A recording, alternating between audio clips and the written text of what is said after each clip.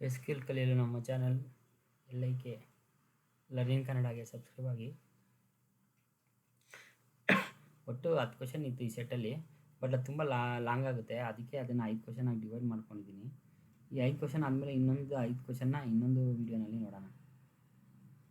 ನಿಮ್ಗೇನಾದ್ರು doubt ಇದ್ದರೆ, comment ಇದ್ದರೆ ದಯವಿಟ್ಟು ಕಮೆಂಟ್ ಮಾಡಿ, ನಾನು ಅದಕ್ಕೆ 100% ರಿಪ್ಲೈ ಮಾಡ್ತೀನಿ.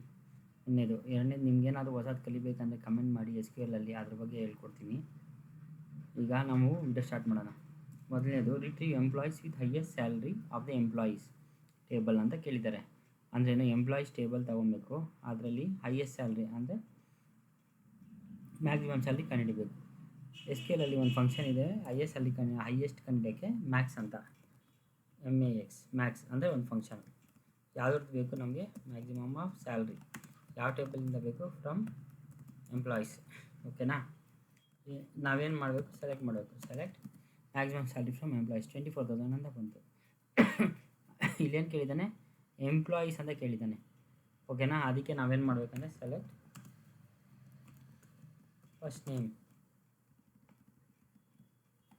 Name from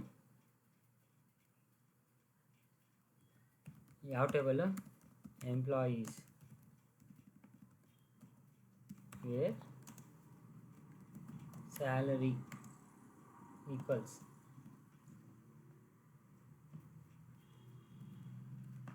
Max of salary. ಏನವ್ರ ಹೆಸರು, ಸ್ಟೀವನ್. ಓಕೆನಾ, ಇಲ್ಲಿ ನಾವು ಹೊಸದೇನೇನು ಕಲ್ತೀವಿ, ಮ್ಯಾಕ್ಸ್ ಆಫ್ ಸ್ಯಾಲ್ರಿ. ಮ್ಯಾಕ್ಸ್ ಅನ್ನೋದು ಬಂದು ಅಗ್ರಿಗೇಟ್ ಫಂಕ್ಷನ್. ಇದು ಏನಿದೆ ಆ್ಯಕ್ಚುಲಿ ಅಂದರೆ, ಈ ಕ್ವೈರಿ ನಾವು ಒಂದು ಕ್ವೈರಿ ನೋಡ್ತಾ ಇದ್ವಿ, ಬಟ್ ಇಲ್ಲಿ ಒಂದು ಹೊಸ ಫಾರ್ಮೆಟ್ ಇದೆ. ಏನಂದರೆ ಅದ್ರ ಹೆಸರು ಸಬ್ ಕ್ವೈರಿ ಅಂತ. ನಾನು ಆಲ್ರೆಡಿ ಒಂದು ವೀಡಿಯೋನಲ್ಲಿ ಎಕ್ಸ್ಪ್ಲೇನ್ ಮಾಡೀನಿ, difference between query and sub query and correlated sub query ಅಂತ. ಇಲ್ಲಿ ಒಂದು ಕ್ವೈರಿ ರನ್ ಮಾಡ್ತಾ ಇದ್ದೀವಿ. First Max of salary, first ಇದು ರನ್ ಆಗುತ್ತೆ. ಇದಕ್ಕೆ ಆನ್ಸರು 24,000 ಅಂತ ಬರುತ್ತೆ. ಅದು ಯಾವ ರೀತಿ ವರ್ಕ್ ಆಗುತ್ತೆ ಅಂದರೆ, ಇದು ವ್ಯಾಲ್ಯೂ 24,000ನ ಇಲ್ಲಿ ರೀಪ್ಲೇಸ್ ಮಾಡ್ಕೊಬೇಕು ನಾವು, ಅರ್ಥ ಮಾಡ್ಕೊಳಕ್ಕೆ. So select first name from employees where salary is equal to 24,000. ಈ ವ್ಯಾಲ್ಯೂ ನೀವು ಸಬ್ಸ್ಟಿಟ್ಯೂಟ್ ಮಾಡಿದ್ರೆ ಅದು ರಿಸಲ್ಟ್ ಕೊಡುತ್ತೆ. ಓಕೆನಾ, ಇದು ಬಂದ್ಬಿಟ್ಟು ಸಬ್ ಕ್ವೈರಿ ಅಂತ. Second question, retrieve names of salary from employees with a salary higher than average salary of employees. ನೋಡಿದ್ವಲ್ಲ, ಸೇಮ್ ಅದೇ. ಅದಕ್ಕೆ ನಾವೇನು ಮಾಡಬೇಕಂದ್ರೆ ಆವ್ರೇಜ್ ಸ್ಯಾಲ್ರಿ ಆಫ್ ಎಂಪ್ಲಾಯೀಸ್ ಅಂತ ಒಂದು ಕ್ವೆರಿ ರನ್ ಮಾಡ್ಕೊಬೇಕು. ಆಗ ನಮಗೆ ಆವ್ರೇಜ್ ಸ್ಯಾಲ್ರಿ ಬರುತ್ತೆ. ಸೊ ಈ ಆವ್ರೇಜ್ ಆಲ್ಸೋ ಒಂದು aggregate function.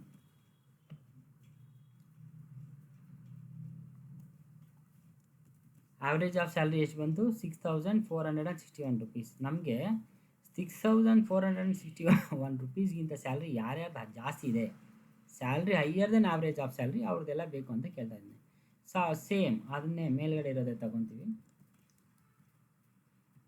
Select first name from employees or salary and salaries. ಇಲ್ಲಿ ಸ್ಯಾಲ್ರಿ ಕೂಡ ಕೇಳಿದ್ದಾರೆ, from employees where salary higher than ಅಂತ ಕೇಳಿದ್ದಾರೆ. ಹೈಯರ್ ದೆನ್ ಅಂದರೆ higher than symbol or greater than symbol.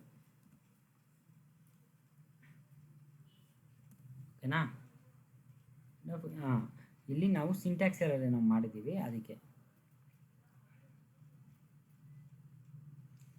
ನೋಡಿ ನಾವು ಸಿಂಟ್ಯಾಕ್ಸಲ್ಲಿ ಬ್ರ್ಯಾಕೆಟ್ ಬಿಟ್ಟಿದ್ವಿ. ಈ ಆವ್ರೇಜ್ ಸ್ಯಾಲ್ರಿಗಿಂತ ಯಾರ್ಯಾರು ಜಾಸ್ತಿ ಇದೆ ಅದೆಲ್ಲ ಕೇಳ್ತಾ ಇದ್ದಾನೆ. ಸೊ ಇದಕ್ಕೆ ನಾವೇನು ಮಾಡಬೇಕಂದ್ರೆ, ಈಗ ಫಸ್ಟ್ ನೇಮ್ ಕಾಮ ಸ್ಯಾಲರಿ. ನೋಡಿ ಫಸ್ಟ್ ನೇಮ್ ಇದೆ, ಸ್ಯಾಲ್ರಿನೂ ಇದೆ. ಇವ್ರದ್ದೆಲ್ಲ ಸ್ಯಾಲ್ರಿ 6,400ಗಿಂತ ಜಾಸ್ತಿ ಇದೆ. ನಾವೇನು ಮಾಡೋಣ ಅಂದರೆ ಒಂದು ಕಂಡೀಷನ್ ಕೊಟ್ಕೊಂಡ್ಬಿಡೋಣ, and order by salary. So 6,461 ಇದೆ ಸ್ಯಾಲ್ರಿ ಯಾವ್ದ್ಯಾವ್ದಿದೆಯೋ ಅದೆಲ್ಲ ಜಾಸ್ತಿ ಇದೆಯೋ ಅದೆಲ್ಲ ರಿಸಲ್ಟಲ್ಲಿ ಬಂದೀಗ. ಸೊ ಈ ಕ್ವೈರಿನಲ್ಲಿ ನಾವೇನು ಮಾಡಿದ್ವಿ, you want to find salary higher than average salary. So ಒಂದು ಸಬ್ ಕ್ವೈರಿ ಬರ್ಕೊಂಡ್ವಿ. ಆ sub query average of salary ಅಂತ ಯೂಸ್ ಮಾಡಿದ್ದೀವಿ. ಆವ್ರೇಜ್ ಅನ್ನೋದು ಒಂದು ಅಗ್ರಿಗೇಟ್ ಫಂಕ್ಷನ್ನು, ಇದು ಸಬ್ ಕ್ವೈರಿ. ಇದನ್ನು ಆಚೆ ಬರೆದಿರೋ ಕ್ವೈರಿ ಔಟರ್ ಕ್ವೈರಿ. ಫಸ್ಟ್ ಸಬ್ ಕ್ವೈರಿ ರನ್ ಆಗಿ 6,400 ಅಂತ ರಿಸಲ್ಟ್ ಕೊಡುತ್ತೆ. ಆಮೇಲೆ ಮೇನ್ ಕ್ವೈರಿನಲ್ಲಿ ಆ ರಿಸಲ್ಟ್ನ ಒಂದೊಂದು ರೆಕಾರ್ಡ್ಗೂ ಕಂಪೇರ್ ಮಾಡುತ್ತೆ. ಸೊ 6500 ಗ್ರೇಟರ್ ದ್ಯಾನ್ 6400 ಹಂಗಾರೆ ರಿಸಲ್ಟ್ ಡಿಸ್ಪ್ಲೇ ಮಾಡುತ್ತೆ. 6800 ಗ್ರೇಟರ್ ದ್ಯಾನ್ 6461 ಹಂಗಾರೆ ರಿಸಲ್ಟ್ ಡಿಸ್ಪ್ಲೇ ಮಾಡುತ್ತೆ. ಆ ಥರ ಇಷ್ಟು ರೆಕಾರ್ಡ್ ಡಿಸ್ಪ್ಲೇ ಮಾಡಿ. ಓಕೆನಾ? ಏನಾದರೂ ಡೌಟ್ ಇದ್ದರೆ ದಯವಿಟ್ಟು ಕಮೆಂಟ್ ಮಾಡಿ. Next question, retrieve names and salaries of employees with A salary higher than all HR departments. ಇದು ಸೇಮ್ ಮೇಲ್ಗಡೆ ತರದೆ, ಆದರೆ ನಾವು ಒಂದು HR ಡಿಪಾರ್ಟ್ಮೆಂಟ್ ಅಂತ ಹಾಕ್ಕೊಬೇಕು. ಬಟ್ ಡಿಪಾರ್ಟ್ಮೆಂಟ್ HR ಅನ್ನೋದು ಬಂದ್ಬಿಟ್ಟು ನಮ್ಮ ಎಂಪ್ಲಾಯಿ ಟೇಬಲಲ್ಲಿ ಇದೆಯಾ ನೋಡೋಣ. ಸೆಲೆಕ್ಟ್ ಸ್ಟಾರ್ ಫ್ರಮ್ ಎಂಪ್ಲಾಯೀಸ್, ಎಲ್ಲ ರಿಸಲ್ಟ್ ಬರುತ್ತೆ. ಅದಕ್ಕೆ ನಾವು ಏನು ಮಾಡಬೇಕಂದ್ರೆ ಡಿಸ್ಟಿಂಕ್ಟ್ ಇಲ್ಲಿ ನಮಗೆ ಡಿಪಾರ್ಟ್ಮೆಂಟ್ ನೇಮ್ ಅನ್ನೋದೇ ಇಲ್ಲ ಕಾಲಮಲ್ಲಿ. ಸೊ ಇದು ಬೇರೆ ಟೇಬಲಲ್ಲಿದೆ. ಯಾವ ಟೇಬಲಲ್ಲಿದೆ? Select star from departments. ಹೌದಾ? HR department 40. ಸೊ ಈಗ ಜಾಯಿನ್ ಹೆಂಗೆ ಮಾಡಬೇಕು ಅಂತ ಇನ್ನೊಂದು ಸತಿ ನೀಟಾಗಿ ನೋಡೋಣ. ಇದರಲ್ಲಿ ನೋಡಿ, ಇದನ್ನು ಇಲ್ಲಿ ಪಿನ್ ಮಾಡ್ತೀನಿ. Select star from departments, select star from employees ಮಾಡ್ತೀನಿ. ಸೊ ನಾವೇನಾದರೂ ಎರಡು ಟೇಬಲ್ ಜಾಯಿನ್ ಮಾಡಬೇಕಂದ್ರೆ ಒಂದೇ ಕಂಡೀಷನ್ ಇರೋದು, ಆ ಎರಡು ಟೇಬಲಲ್ಲೂ ಕಾಮನ್ ಕಾಲಮ್ ಇರಬೇಕು. ನಿಮಗೆ ಕಾಮನ್ ಕಾಲಮಲ್ಲಿ ಕಾಮನ್ ವ್ಯಾಲ್ಯೂಸ್ ಇದ್ದರೆ ಅದ್ರ ಪ್ರಕಾರ ರಿಸಲ್ಟ್ ಬರುತ್ತೆ. ಈಗ ಡಿಪಾರ್ಟ್ಮೆಂಟ್ ID ಕಾಲಮ್ಮು ಮತ್ತು ಎಂಪ್ಲಾಯಿ ಟೇಬಲಲ್ಲಿ ಡಿಪಾರ್ಟ್ಮೆಂಟ್ ಟೇಬಲಲ್ಲಿ ಎರಡು ಟೇಬಲಲ್ಲೂ ಡಿಪಾರ್ಟ್ಮೆಂಟ್ ID ಕಾಲಮ್ ಇದೆ, ಕಾಮನ್ ಇದೆ. ಇನ್ಯಾವುದೂ ಇಲ್ಲ. Location ID, manager ID, department name. Manager ID ಕೂಡ ಇದೆ, ಬಟ್ ನಾವು ಡಿಪಾರ್ಟ್ಮೆಂಟ್ ID ಕಾಮನ್ ಆಗಿರೋದನ್ನು ತಗೊತೀವಿ. ಯಾಕಂದರೆ ನೀವು ಮ್ಯಾನೇಜರ್ ID ಮಾಡಿದ್ರೆ ಮ್ಯಾನೇಜರ್ ID ಈಕ್ವಲ್ ವ್ಯಾಲ್ಯೂಸ್ ಮಾತ್ರ ಬರುತ್ತೆ ನಿಮಗೆ ರಿಸಲ್ಟು, ಡಿಪಾರ್ಟ್ಮೆಂಟ್ ಐಡಿಗೆ ಬರಲ್ಲ. ನಮಗಿಲ್ಲಿ ಡಿಪಾರ್ಟ್ಮೆಂಟ್ ನೇಮ್ ಬೇಕಾಗಿರೋದ್ರಿಂದ ಡಿಪಾರ್ಟ್ಮೆಂಟ್ ID ತೊಗೊತಾ ಇದ್ದೀವಿ. ನಾನೇನು ಮಾಡ್ತೀನಿ ಅಂದರೆ ಈಗ ಡಿಪಾರ್ಟ್ಮೆಂಟ್ ನೇಮ್ ತೊಗೊಳಕ್ಕೆ ಒಂದು ಜಾಯಿನ್ ಬರ್ಕೊಂಬಿಡ್ತೀನಿ. ನೋಡಿ, ಸೆಲೆಕ್ಟ್ ಸ್ಟಾರ್ ಫ್ರಮ್ ಎಂಪ್ಲಾಯೀಸ್ ಅಂತ ಇದೆ. Join, inner join, normal join, departments D, condition on E dot department ID is equal to D dot department ID.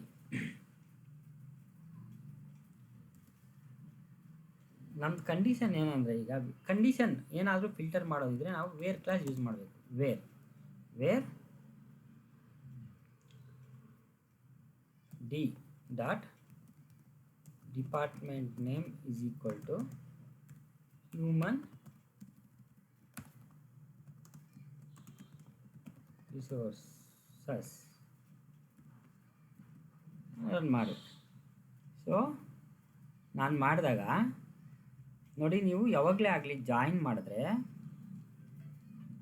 Common columns ಏನೇನಿರುತ್ತೆ ಎರಡರಲ್ಲೂ ಇರೋ ಕಾಲಮ್ಸ್ ನಿಮಗೆ ರಿಸಲ್ಟ್ ಸೆಟಲ್ಲಿ ಬರುತ್ತೆ.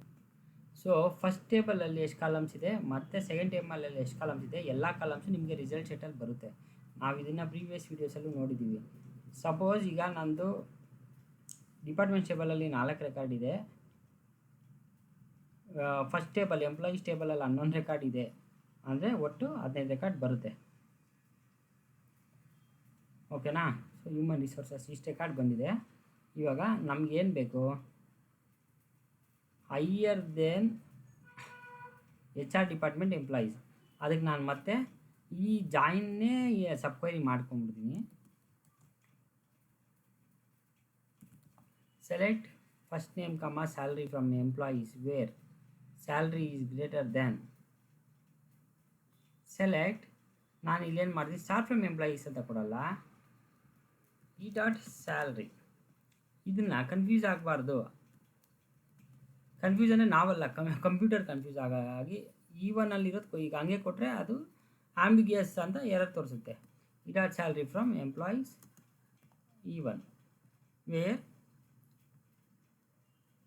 E1 dot salary. ನೋಡಿ, ಈಗ E1 dot salary is greater than E dot salary ಅಂತ ಬರುತ್ತೆ. Is greater than employees. ಓಕೆನಾ? Where salary is higher than all HR department employees salary ಅಂತ. ಇದು ಅದಕ್ಕೆ ಆನ್ಸರ್. ನೀವು ಬೇಕಾದರೆ ಇಲ್ಲಿ ಕೊಟ್ಟಿದ್ದೀರಲ್ಲ, ಇನ್ನರ್ ಕ್ವೈರಿ ರನ್ ಮಾಡಿದಾಗ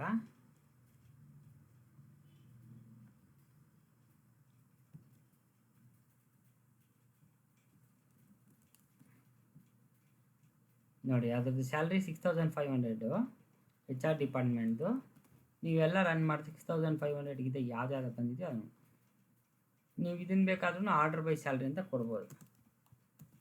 ಆರ್ಡರ್ ಬೈ E1 ಸ್ಯಾಲ್ರಿ.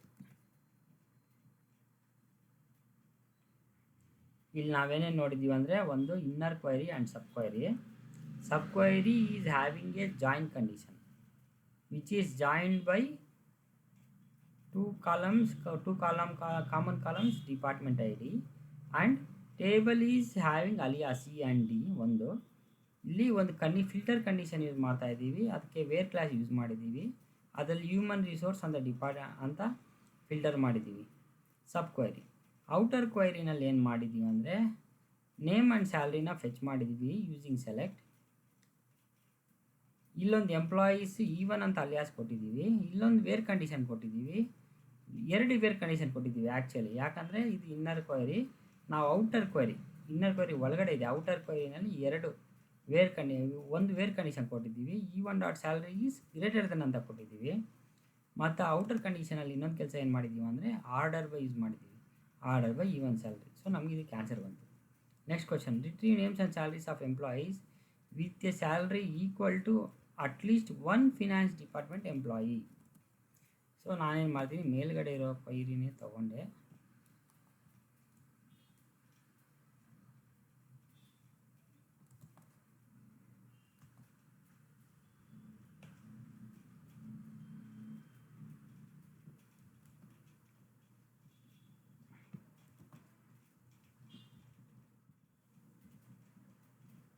ನಮಗೆ ಇಲ್ಲಿ ಡಿಪಾರ್ಟ್ಮೆಂಟ್ ನೇಮ್ ಬಂದ್ಬಿಟ್ಟು ಫಿನಾನ್ಸ್ ಬೇಕು, FINANC.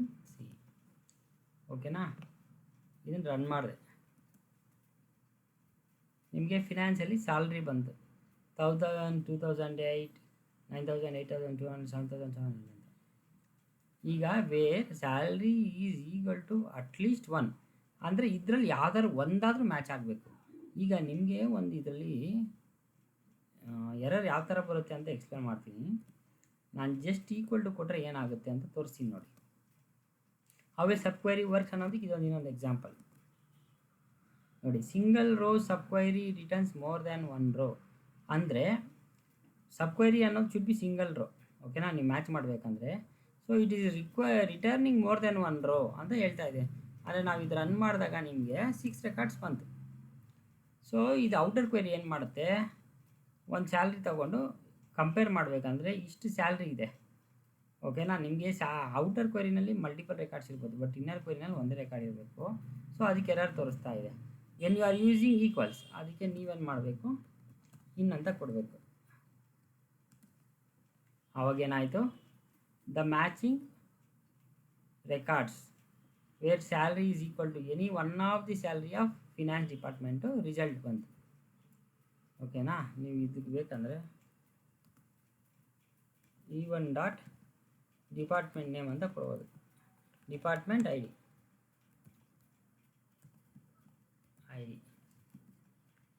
ಸೊ 100 ಇರೋದೆಲ್ಲ finance department.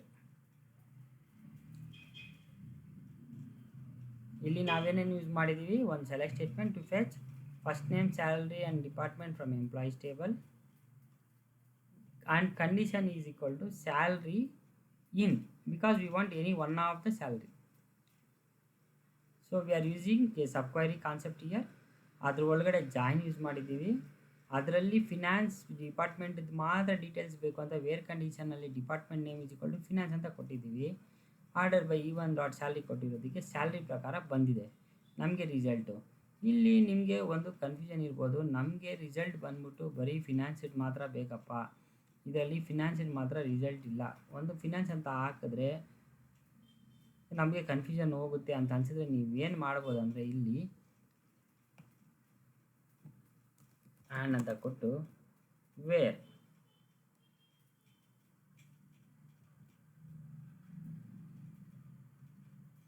Department name is not equal to finance ಅಂತ ಕೊಟ್ಬಿಡೋದು. D dot department name not equal to, ಇದು ಆ್ಯಕ್ಚುಲಿ ಔಟರ್ ಕ್ವರಿ ಆಗಿರೋದ್ರಿಂದ ಇದು ಸ್ವಲ್ಪ ಎರರ್ ಕೊಡ್ಬೋದು.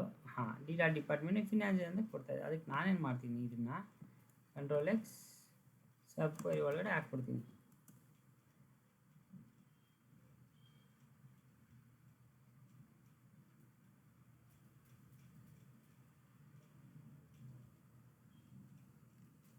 ಓಕೆ, ಸಾರಿ, ಇಲ್ಲೊಂದು ಮಿಸ್ಟೇಕ್ ಆಗಿದೆ, ಈ ಥರ ಕೊಡಬಾರ್ದು.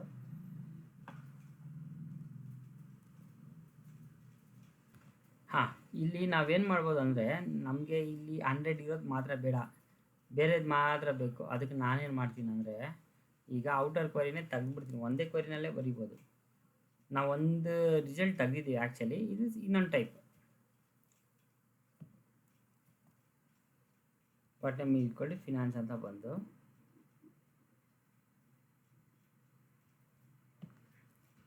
ಈ dot first name.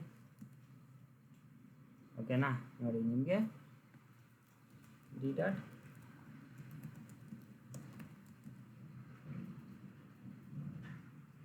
Finance department ಇದೆಯಲ್ಲ, so department name is equal to finance ಅಂತ ಬಂತು. ನಮ್ಗೆ ಗೊತ್ತಾಯ್ತು ಇದು ಯಾವುದಿಂದ ತೋರಿಸ್ತಾ ಇದೆ ಅಂತ. ಈ dot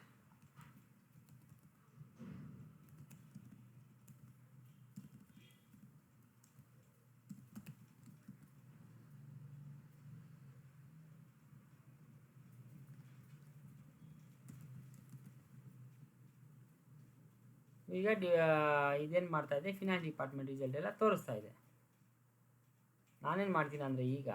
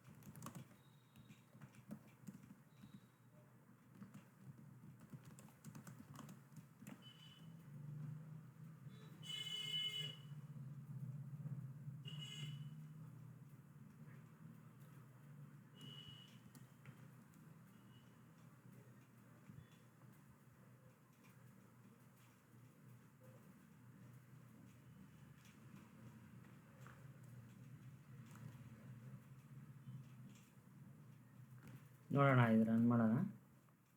okay, to many values, ಅದೇ ಆಗಲೇ ಹೇಳಿದ್ನಲ್ಲ, ಸಬ್ ಕ್ವರಿ ರಿಟರ್ನು ಆಗುತ್ತೆ. ಅದಕ್ಕೆ if you are fetching more number of records,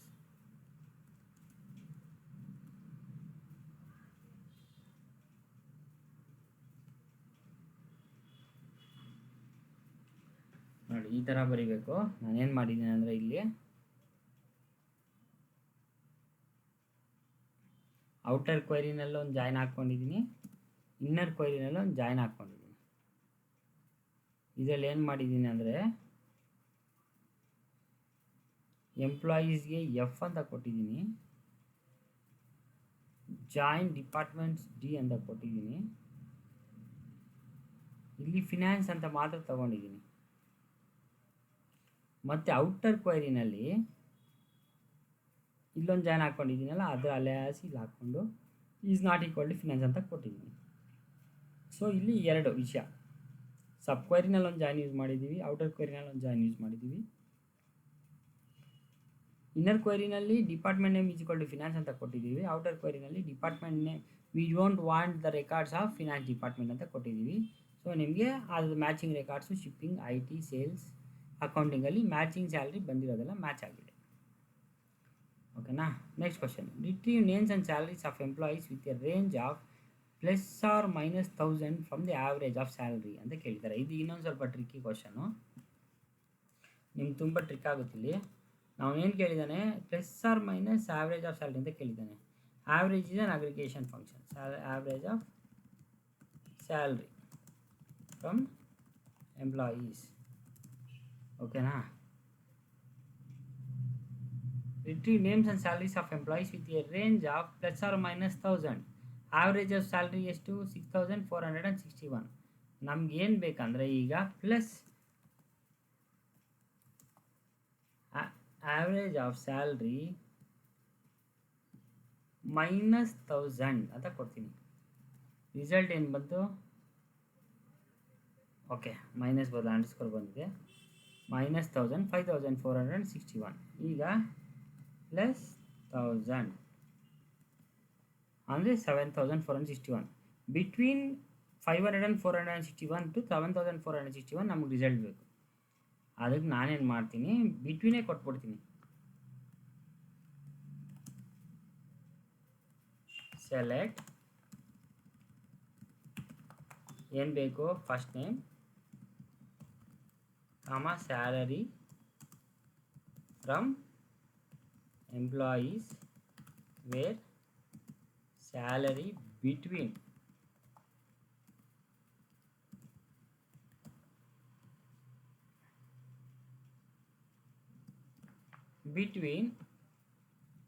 first condition and second condition.